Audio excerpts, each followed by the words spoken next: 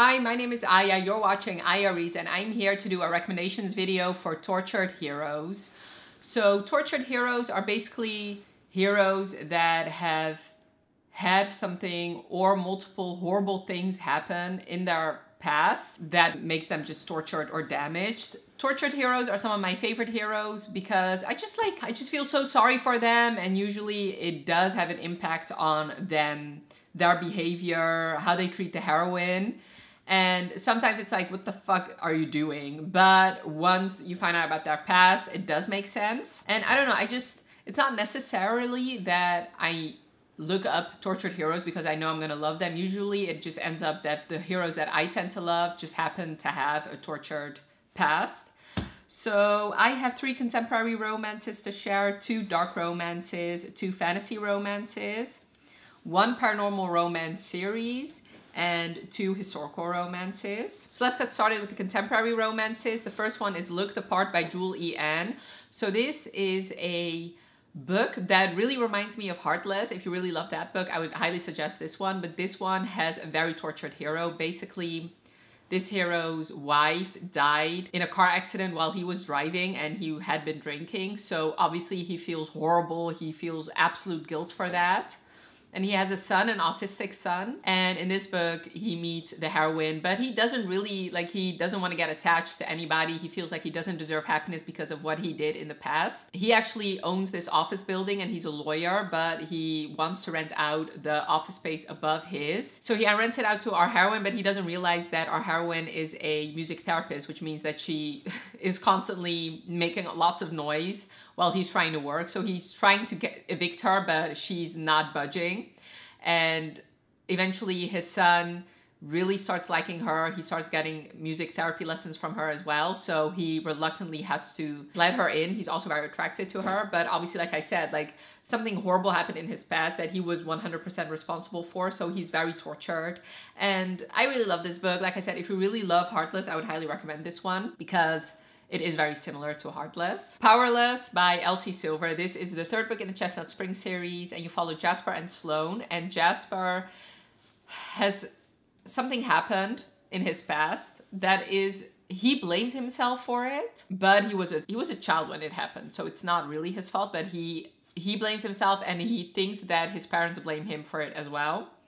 So because of that event, they basically left him. His friend, Bo, realizes what's going on, so he offers for Jasper to just live at his place because he knows Harvey, who is the best man in the entire world, will take care of him. So Jasper, when he's 15, moves in with the Eatons, and eventually he's like the adopted Eaton child. But the first summer he's there, he meets Sloane, who is the Eaton's cousin. And Sloane, ever since she first saw him, she developed this unrequited love for him, and it never really went away. And now, years later, she's getting married to somebody else, but she finds out that her fiance has been cheating on her, so she leaves him. She runs away with Jasper, and while they're away, they finally confront their feelings and confront their past, and they fall in love. But yeah, like I said, Jasper is very tortured because of this event that happened in the past. It very much shaped who he is now. And I just like that Jasper is one of my favorite heroes in the Chestnut Spring series, probably because he's the most tortured out of all of them. And I just really love him. I love him, and I really love this book. And last contemporary romance is Final Offer by Lauren Asher. This is a second chance romance between Cal and Lana. And Cal is the son or is the grandson of Walt Disney in this world. When he was younger, while he was still with her actually, when they were teenagers, he was a hockey player and he really wanted to join the NHL, but then because of a injury, he could never really play that sport, and that led him down a rabbit hole of alcoholism and addiction. And that is really where the damage comes in because, you know, he's really struggling with addiction and the choices he made in the past and for hurting Lana. So actually in this book, 6 years later, he left and he promised her that he would never return to this small town, this lakeside house that he has. But now in his grandfather's will, he will only get his inheritance if he goes back for 1 summer and sells his house. But what he doesn't know is that the house was not only willed to him, it was also willed to her, and she doesn't want to sell. So he's back, and he, you know, they obviously still have feelings, but because of his addictions and because of his past and because he's a tortured hero, those things still stand in their way. and she has a very adorable daughter, and I really love this book. But yeah, I felt so sorry for Cal at times, because it's not that he struggles with a lot of mental health issues. Like, he also has ADHD, but he also has anxiety. He kind of uses alcohol as a way to numb his anxiety, which obviously has the opposite effect. But yeah, I think Cal is very much a tortured hero. And if you're looking for a book with a tortured hero that is not too heavy, then this is one I would highly recommend. Now for the two dark romances. The first one is Untouchable by Sam Mariano. So I cannot really tell you why this hero is tortured, because that will definitely spoil this book. But basically this follows Carter and Zoe, and Carter is pretty much a sociopath, because their first scene together is very much non-consensual, and then he starts stalking her, starts being obsessed with her, following her around, and she really doesn't want anything to do with him. But then slowly she becomes intrigued, and she really finds him attractive, and she finds him interesting, and she wants to figure him out. And a part of figuring him out is understanding and finding out what happened in his past. And like I said, his past, something very horrifying happened to him, which honestly does not excuse what he did to the heroine, but it does sort of explain it a little bit. But yeah, I remember once I finally read what actually happened to him, my heart just broke for him. Even though, like I said, he's not a good guy, and he never even claims to be, and I don't think anybody would ever see him as a good guy. But I did feel sorry for younger Carter Mahoney. The Bully by Sophie Lark. So this is the third book in her, I don't know, can you see that? In her Kingmaker series, and you follow Dean and Kat, and Dean was like the villain in the first two, especially in the first book in this series. And one of the reasons why is because, okay, so the hero of the first book is actually the cousin of Dean, but they never really spoke because of events that happened in the Brutal Birthright series. In the other Mafia series by Sophie Lark, their families hate each other. So his father and Leo's mom, they were twins. And because of events that happened in the last Brutal Birthright series, it's just bad blood between them. And Dean just feels like he got the short end of the stick. He sees how Leo's grown up, and he's grown up privileged and in a happy family, and he grew up with his father, who is just not a good guy. He doesn't take care of him. The house is very dirty. Like I said, he just feels like he got the short end of the stick, and he did not grow up in a very happy family. His mom left him. Actually, she left his dad and therefore also left him. And that is where the tortured hero comes in. Like, he just did not have a great childhood, and he just never really felt love except for his mom. But then his mom left him, which is just another horrible thing that happened to him. And yeah, there were parts in here that I just felt so sorry for him. Like, I just wanted to hug him and tell him that everything was going to be okay, even though obviously I did not know that for sure. But I did love seeing him fall in love with Kat in this book, and he just deserved all the happiness in the world, in my opinion. And I'm very excited, I'm very interested to see, once I reread the Kingmaker series, what I feel about his scenes in the first book, because that book actually also has his point of view. So that is interesting, because obviously in that book, he's very much still a villain. Moving on to the fantasy romances. The first one is Dorian from A Throne of Glass. The thing with Dorian is he does not start off as a tortured hero. He becomes a tortured hero because of events that happen in Throne of Glass. So I cannot tell you actually why he's a tortured hero, because that will spoil events for the Throne of Glass series. Just something horrifying happens to him, and then it just actually continues to be bad, I believe, until this book. I believe there's 2 books of him just being in this state that is just pure torture. Eventually we do see him come out of that, but obviously he can never forget what happened to him, and that does make him a tortured hero. Like, he's forever altered by the events that happened. And I just felt like Sarah J. Maas did a great job of portraying that. Like, that happened, but he can never forget that, and he can never really move on, and he'll have to live with that guilt for the rest of his life. I already loved Dorian ever since I first read about him in Throne of Glass, but I just feel like with his character development and everything that happened, I didn't think I could love him even more, but she managed it.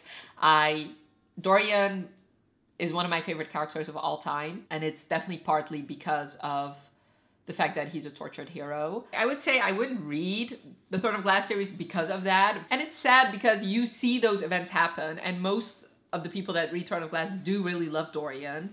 So it's also a torture for us reading those scenes. So yeah, I just thought like that was done amazingly. Another tortured hero from a fantasy romance is actually Draco from Manacled. So this is a fan fiction, but I would highly recommend it. This is, I believe, one of the best written books out there. It was so amazing, and you don't have to have read Harry Potter to read this book.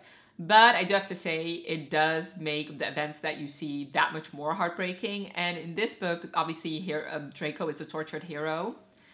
I cannot really go too in depth about why he's tortured because, once again, spoilers, but things that happened in his past, especially revolving his mom, make him such a tortured hero. And then things that actually happened to Hermione also, like, I just felt so sorry for him, but that also made him a very, very, very tortured hero. I just remember just wanting to cry for him throughout this entire book. Like, every time, and still now, when I still think about it, I just want to hug him and cry and tell him that everything's going to be okay.